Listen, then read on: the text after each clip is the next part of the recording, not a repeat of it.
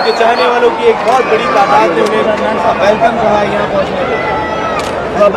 आज पहला मौका है कि वो यहाँ खुद आए हैं ट्रॉफी देने के लिए।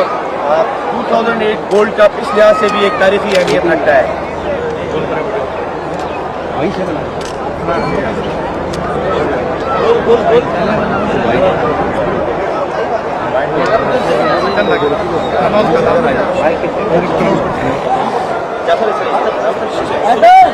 सॉरी मैं सर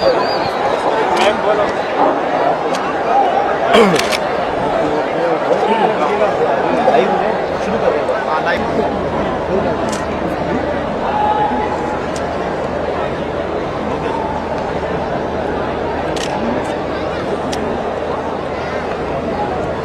जाफर बुलाओ बुलाओ।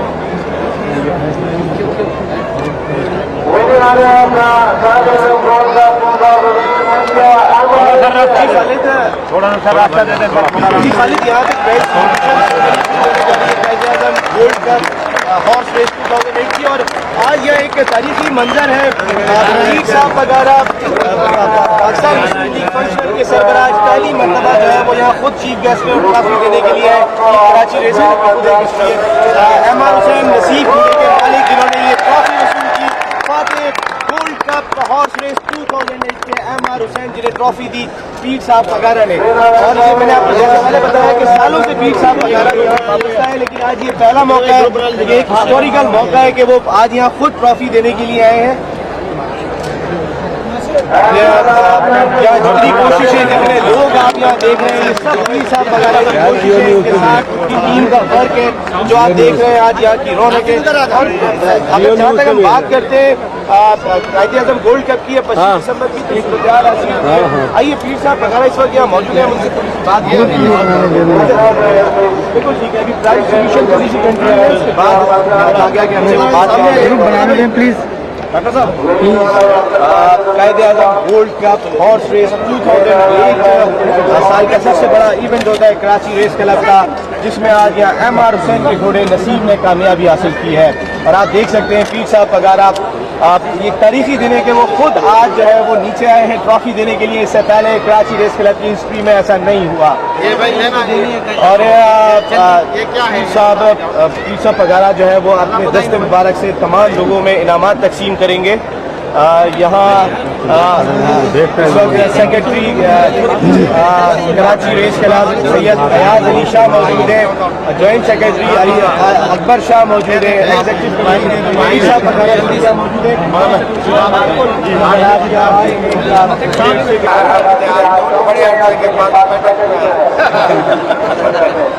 मैं कब लिया करता था पहले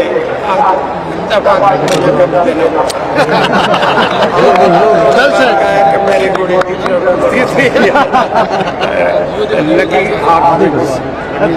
वैसे ये तो हमें आपके बारे में पता है, आप 4 मरतबा डर्बी जीते, लेकिन कभी भी आप ट्रॉफी लेने नहीं गए। तो ये फर्स्ट ओकेजन था, आप समझते हैं कि ये मैं लेने नहीं देने गया आया।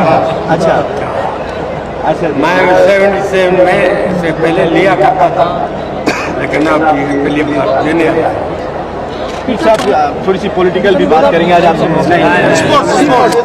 साहब थोड़े से आजकल जो पाकिस्तान के हालात इंडिया के साथ, इस बारे में आप क्या कहेंगे? पॉलिटिकल गवर्नमेंट है, उसको इतना बड़ा चैलेंज फेस करना पड़ रहा है इंडिया के साथ जो चल रही है, इस बारे में आपके क्या कमेंट्स होंगे? ये मिनिस्ट्री ऑफ फॉरेन अफेयर और मिनिस्ट्री ऑफ डिफेंस की बातें जो मैं नहीं कर सकता, और मुझे पता नहीं है कि वो कहाँ तक गई है, लेकिन घबराने की कुछ बात नहीं, लड़ेगा इंसान। नहीं, रौनकें आज यहाँ आई हैं, इसके बारे में आप क्या कहेंगे? जो आज इतनी रौनकें दिखाई दे रही हैं क्लब में, कैसा लगता है? इसके बारे में ये कहूँगा कि हमने ये कब कराची क्लब कराची वालों से जो लिया था वो कराची वालों को वापस दिया है। अब वो पिछली खुशी के साथ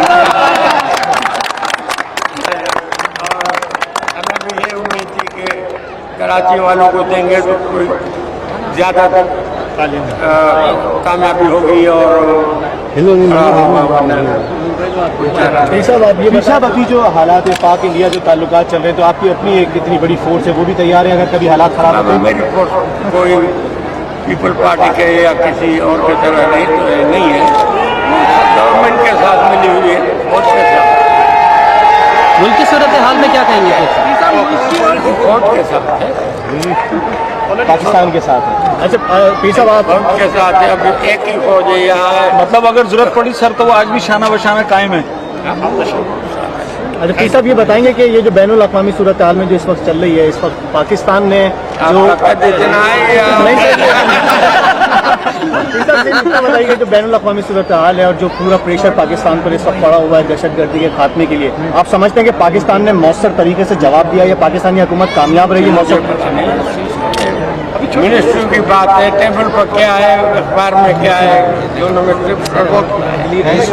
अच्छा ये आप क्रिकेटर भी रहे हैं, एक आखिरी सवाल आपसे पूछेंगे, आप फर्स्ट क्लास क्रिकेटर रहे हैं, आपकी मैंने कुछ तस्वीरें भी देखी। अभी हमें थोड़ा सा ये बताइए कि इंडिया पाकिस्तान से क्रिकेट नहीं खेल रहा, हमें क्या करना चाहिए?